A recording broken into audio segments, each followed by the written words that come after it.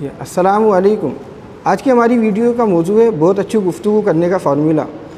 ایک مشہور کہاوت ہے کہ تلوار کے گھاؤ تو بھر جاتے ہیں لیکن زبان کے گھاؤ نہیں بھرتے۔ بعض اوقات مذاق میں یا غصے میں یا جذبات میں یا جوش خطابت میں ہماری زبان سے ایسے الفاظ ادا ہو جاتے ہیں جس کا ہمیں عمر بھر پچھتاوا رہتا ہے۔ ہم کسی کو منہ دکھانے کے قابل نہیں رہتے، کسی سے نظریں ملانے کے قابل نہیں رہتے اور ہمیں معافی بھی مانگنی پڑ جاتی ہے۔ تو ان ساری چیزوں سے بچنے کے لیے اگر ہم کوئی بات کرنا چاہتے ہیں اپنے گھر والوں سے یا دوستوں سے، کوئی پیغام پہنچانا چاہتے ہیں کسی کو، تو اس میں 3 چیزیں ہونی چاہیے کہ ہمارا پیغام سچ ہونا چاہیے، اہم ہونا چاہیے اور نرم ہونا چاہیے۔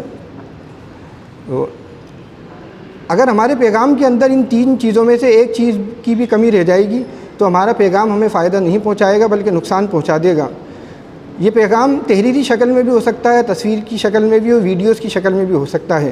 تو کچھ دانشوروں نے، کچھ صوفیوں نے، کچھ فلسفیوں نے ایک فارمولہ دیا ہے کہ اگر ہم کوئی بات اپنے گھر والوں کو، اپنے دوستوں کو بتانا چاہتے ہیں یا کوئی پیغام دنیا کو بتانا چاہتے ہیں تو اس کو ہمیں سب سے پہلے سچ کے دروازے سے گزارنا ہے۔ اگر ہمارا پیغام سچ کے دروازے میں پھنس گیا تو اس کا مطلب ہے کہ ہمارا پیغام جھوٹ پر مبنی ہے، اب اسے آگے نہیں پہنچانا چاہیے، یہ ہمیں نقصان پہنچا دے گا۔ اگر ہمارا پیغام سچ کے دروازے میں سے گزر جاتا ہے تو اب اسے ہمیں اہم کے دروازے میں سے گزارنا ہے۔ اگر ہمارا پیغام اہم کے دروازے میں سے نہیں گزرا، اس میں پھنس جاتا ہے تو اس پیغام کو ہمیں وہیں روک دینا چاہیے، یہ ہمیں آگے جا کے نقصان پہنچا دے گا اور ہماری شرمندگی کا باعث بنے گا۔ اگر ہمارا پیغام اہم کے دروازے میں سے بھی گزر جاتا ہے تو اب اس پیغام کو ہمیں نرم کے دروازے میں سے گزارنا چاہیے کہ ہمیں اپنے پیغام کو نرمی سے بتانا ہے۔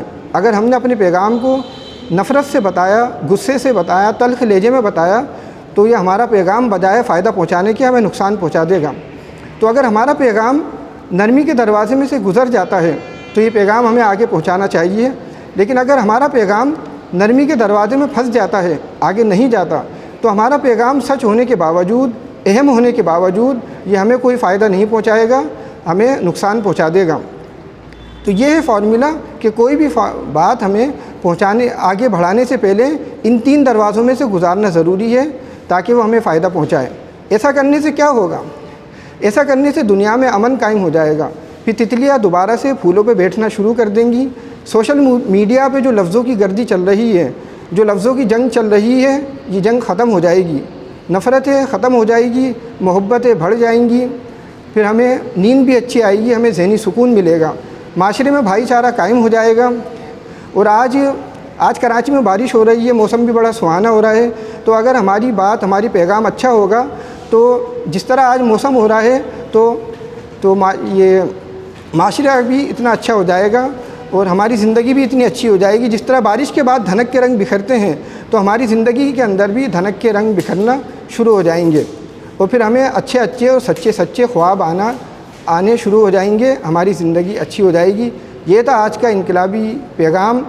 امید کرتا ہوں کہ آپ کو ویڈیو پسند آئے گی۔ اپنا اور پڑوسیوں کا خیال رکھیے گا۔ اللہ حافظ۔